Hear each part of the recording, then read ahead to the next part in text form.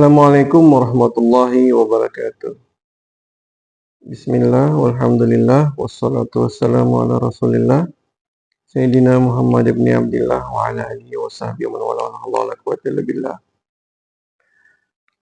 Pemirsa YouTube channel Al Khairat Milenia dimanapun berada, pertemuan kali ini kita akan membahas mengenai zakat fitrah, tapi tidak secara menyeluruh.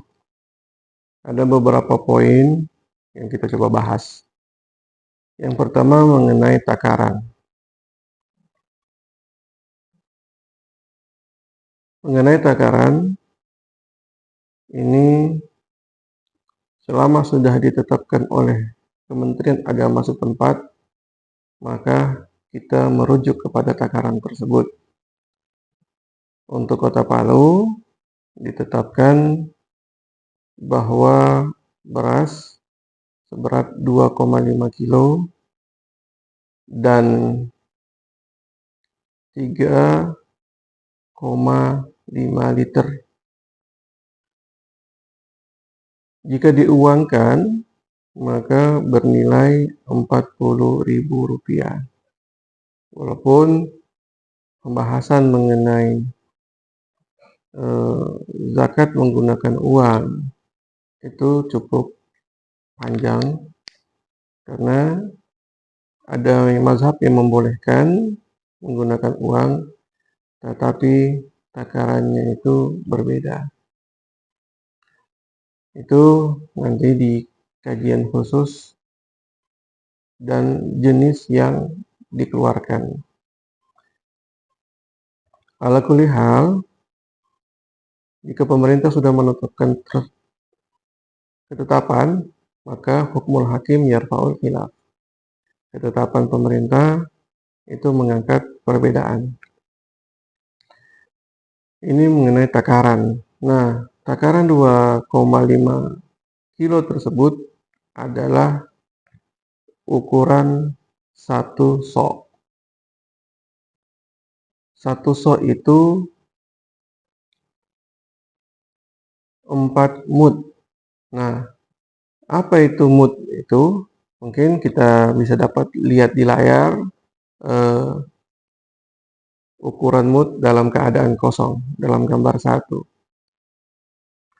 Kemudian ada sebagian daerah yang mengatakan bahwa ukuran zakat fitrah itu bukan 2,5 kilo, tapi 2,75 kilo. Sebenarnya ini cuma perbedaan cara mengukurnya. Yang mengatakan 2,75 kilo itu berarti seperti gambar yang kedua ini, bahwa berasnya itu munjung atau dia agak ke atas. Nah, ketika agak ke atas, maka beratnya itu sekitar 7 gram. Nah, ketika ditambah 1 sampai 4, maka sampai ukuran 2,75 kilo.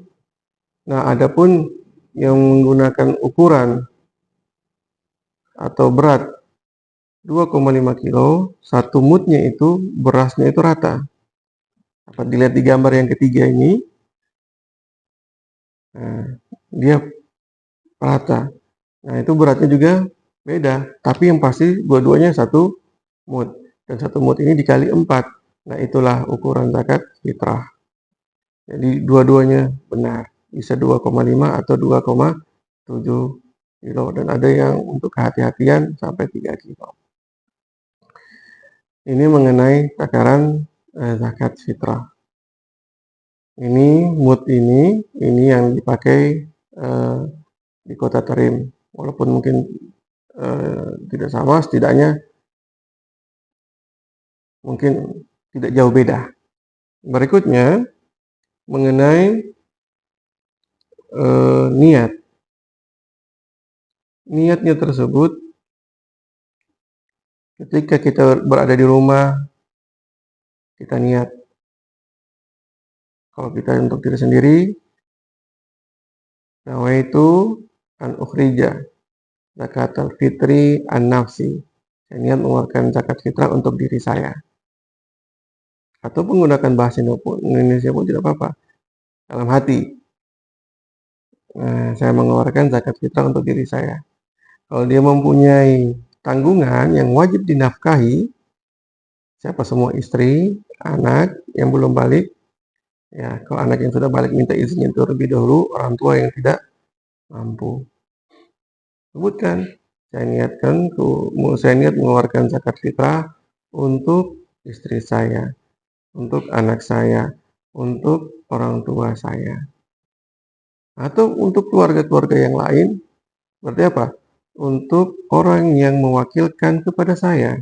Jadi orang yang tidak wajib dinafkahi, mereka itu seakan-akan memberikan perwakilan kepada yang mengeluarkan zakat tersebut. Jadi saya izinkan kau untuk mengeluarkan zakat fitrah. Jadi ketika dia niat, saya niat mengeluarkan zakat fitrah untuk wakil saya, yaitu adik saya. Bisa. Nanti bisa juga niat ketika di tempat penyaluran zakat ke Basnas atau amil syar'i. Amil syar'i itu seperti UPZ, unit penyaluran zakat, niat di situ boleh. Ya, sesuai yang tadi, niat untuk diri sendiri, untuk orang yang wajib dinafkahi, atau orang yang tidak diwajib dinafkahi, berarti dia statusnya sebagai wakil. Harus diperjelas. Nah, kalau misalnya mereka yang niat, lebih bagus. Mereka niat, saya niat keluarkan zakat fitrah untuk diri saya sendiri. Saya wakilkan engkau untuk menyalurkan zakat fitrah saya. Nah, kalau mau dengan niatnya dengan wakil, saya wakilkan kau untuk niat zakat fitrah saya dan menyalurkan zakat fitrah saya. Dan saya izinkan engkau untuk memberikan perwakilan kepada yang lain. Nah, ini perwakilan seperti ini bisa kita pakai ketika kita menyalurkan zakat ke panitia zakat. Ada namanya UPZ, unit penyaluran zakat, yaitu mereka ini adalah amil resmi, yaitu pegawai syara yang mendapat SK UPZ dari Basnas atau LAS, ya, atau LAS. Mereka amil resmi, dia tidak perlu pakai taukil, perwakilan. Saya wakilkan kau, tidak. Jadi ketika kita memberikan zakat fitrah, selesai, aman masalah. Nah, kalau seandainya panitia zakat yang bukan UPZ atau bukan amil syar'i atau namanya amil, mereka menganggap dirinya sebagai amil. Nah, mereka itu adalah statusnya wakil. Perbedaannya apa? Perbedaannya, kalau seandainya kepada amil syar'i atau UPZ, maka kewajiban zakat tersebut sudah selesai. Terserah mau disalurkan kapan. Apakah harus ada fitri atau tidak. Tapi kalau kepada panitia zakat, mereka itu harus tahu hukum zakat. Minimal pada hari Idul Fitri atau malamnya sudah tersalurkan ke mustahik kepada orang-orang yang berhak. Tidak boleh sampai tersimpan. Ini bedanya panitia zakat dengan UPZ, unit penyaluran zakat atau amil syar'i. Nah, sebagian masjid, panitia zakatnya paham mengenai hukum ini. Jadi mereka salurkan kepada mustahiknya. Mustahiknya itu ada berapa? Itu mengenai ketiga ini masalah penyaluran.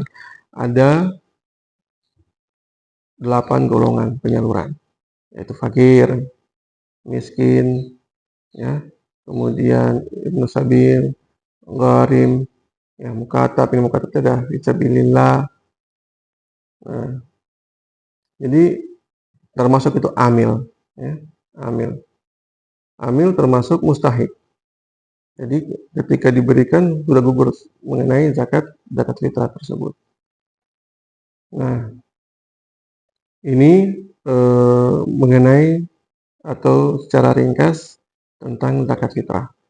Semoga bisa bermanfaat. Kalau seandainya ada hal-hal yang kurang jelas, bisa ditanyakan. Kami membuka pintu tanya jawab pada link yang telah kami berikan. Yang pasti antara panitia zakat dan UPZ, unit penyaluran zakat, adalah dua hal yang berbeda.